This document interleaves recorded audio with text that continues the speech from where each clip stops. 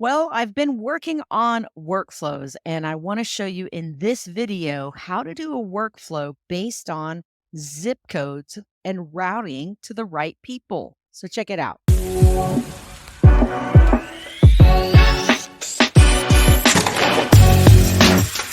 We have an awesome SaaS Pro Facebook group. We also have guides in here. We give away lots of free stuff. So be sure to jump in our Facebook group, facebookgroup.com/groups/SaaS Pro, and we'll see you inside the group.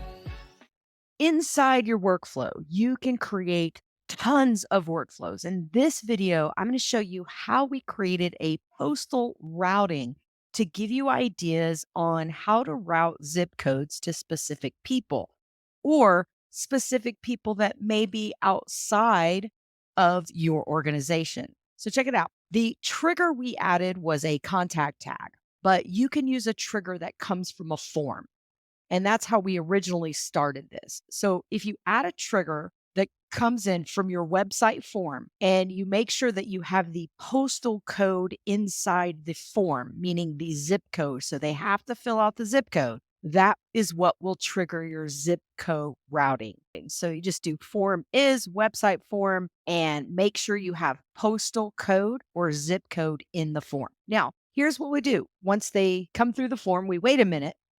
It's very important that you add a wait step on this to make sure that it goes through appropriately. When you click on the if then, which is what we did, we added an if then. That's what this is, if and then condition. We labeled it postal code, and here's how you do it. So in Texas, we have Frisco, and then we've got a Dallas route. Frisco zip codes go to somebody specific, and the Dallas zip codes go to somebody specific. So check this out. All we did was come in and add each postal code. And what you do is you say postal code is, it could be phone number is, it could be any one of these, but in this particular case, we use a postal code. We put in the zip code, or it's this zip code. And then we added an or condition and put in all of the zip codes. So you can add an and or an or, but what we're saying, if it's any one of these zip codes, this one or this one or this one or this one, then we want you to route it down the Frisco lane. If it's a Dallas zip code or another zip code, however you want to do it,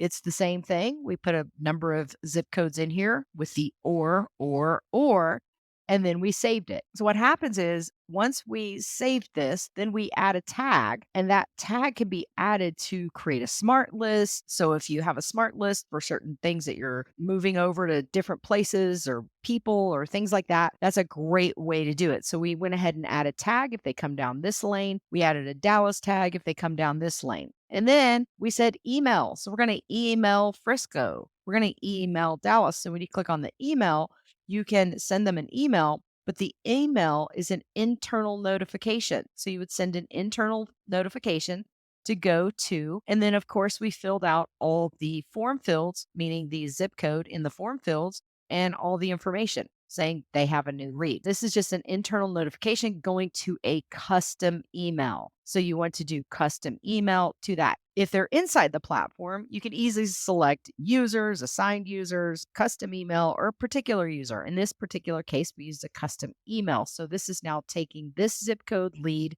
to another person. And that's how easy it is to set up a postal code routing, and you can continue to add more and more. I found that two work effectively. Create another workflow if you're doing more than just two areas or two zip codes. This is how easily it is to create a workflow utilizing tags or a form with a postal code zip code. All we did was come in, we created a tag, or you can add a real simple form.